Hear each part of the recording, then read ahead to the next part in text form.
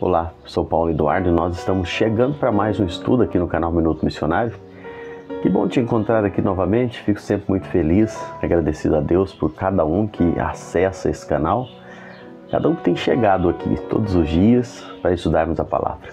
Nossos estudos são expositivos, nós vamos versículo por versículo, nós temos uma sequência de pensamentos e cada dia nós procuramos tirar algumas lições para nós. Mas o seu entendimento do assunto de forma mais geral, é importante você assistir os vídeos anteriores e você seguir os vídeos posteriores. Se você pegar esse estudo apenas, você vai compreender a palavra, porque a palavra de Deus ela é suficiente.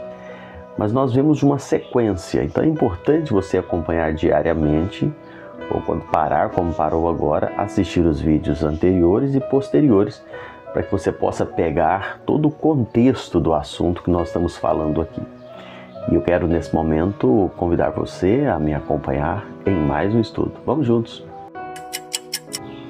Nós estamos aqui estudando esses dias sobre o ministério de Pedro. Quando Pedro volta para Jerusalém, depois de ter estado na casa de Cornélio, onde a salvação chega aos gentios, Pedro foi questionado por alguns irmãos judeus ali, principalmente os da circuncisão, que eram mais zelosos e muito, como eu posso dizer, muito pegados a tradições. E Pedro está mostrando como aconteceu a conversão de Cornélio e o batismo, porque Pedro esteve ali. Hoje eu quero ler com você os versículos de 15 a 17 do capítulo 11, que diz assim: Quando, porém, comecei a falar, caiu o Espírito Santo sobre eles, como também sobre nós no princípio. Então me lembrei da palavra do Senhor quando disse: João, na verdade, batizou com água, mas vós sereis batizados com o Espírito Santo. Pois se Deus lhe concedeu o mesmo dom que a nós nos outorgou quando cremos no Senhor Jesus, quem era eu para que pudesse resistir a Deus? Pedro fala aqui da ação divina naquele momento. Pedro estava pregando lá na casa de Cornélio, ele foi para isso, quando o Espírito Santo caiu sobre eles. Nesse momento Pedro lembra, e nós também podemos trazer à memória, aquele Pentecostes, a mesma experiência vivida lá no Pentecostes em Jerusalém, quando o Espírito Santo caiu sobre os discípulos que estavam ali. Pentecostes aqui se repete em Cesareia, na casa de Cornélio.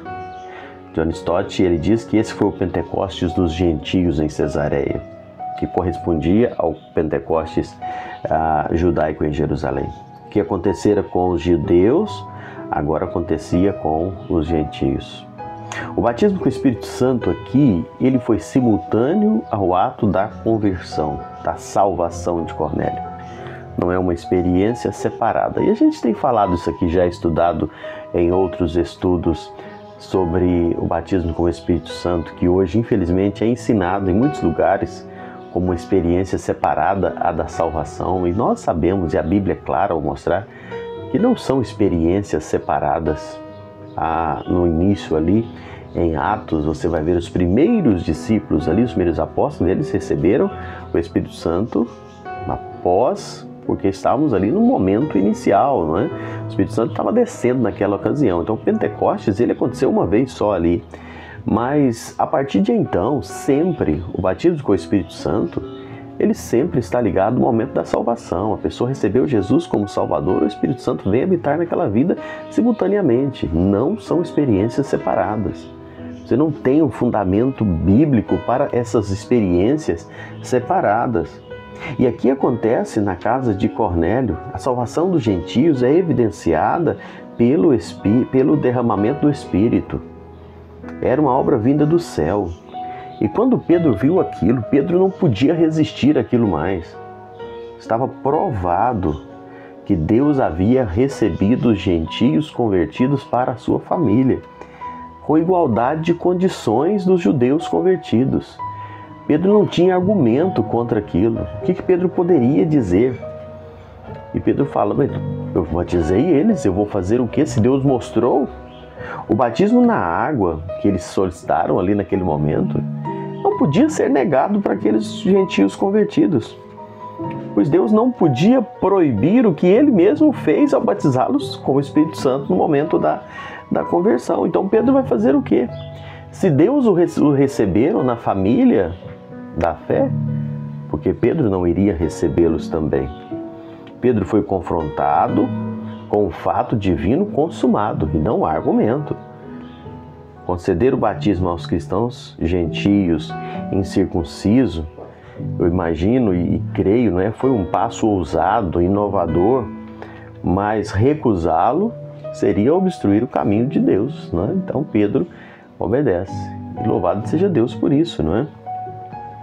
Marshall, sobre o mesmo texto, comenta o seguinte: Pedro ressalta que a experiência dos convertidos gentios fora a mesma que a daqueles que haviam recebido originalmente o Espírito Santo no Pentecostes.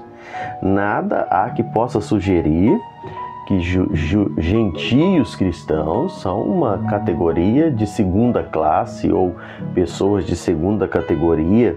Não, eles receberam o Espírito Santo ao receber Jesus como Salvador, da mesma forma com que os judeus foram batizados nas águas, da mesma forma como os judeus, a mesma confissão de fé.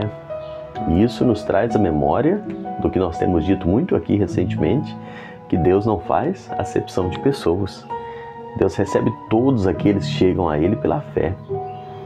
Deus não está fazendo distinção, e Pedro entendeu isso aqui para deixar claro que todos aqueles que creem em Cristo Jesus como Salvador se tornam filhos de Deus, são salvos. Não há melhor ou pior, não há primeira categoria, segunda categoria.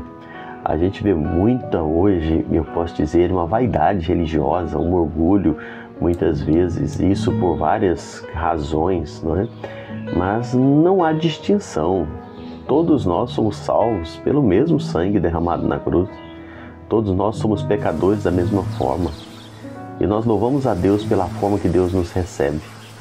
E que nós possamos descansar o nosso coração crendo e confiando no cuidado soberano do Senhor sobre todas as coisas.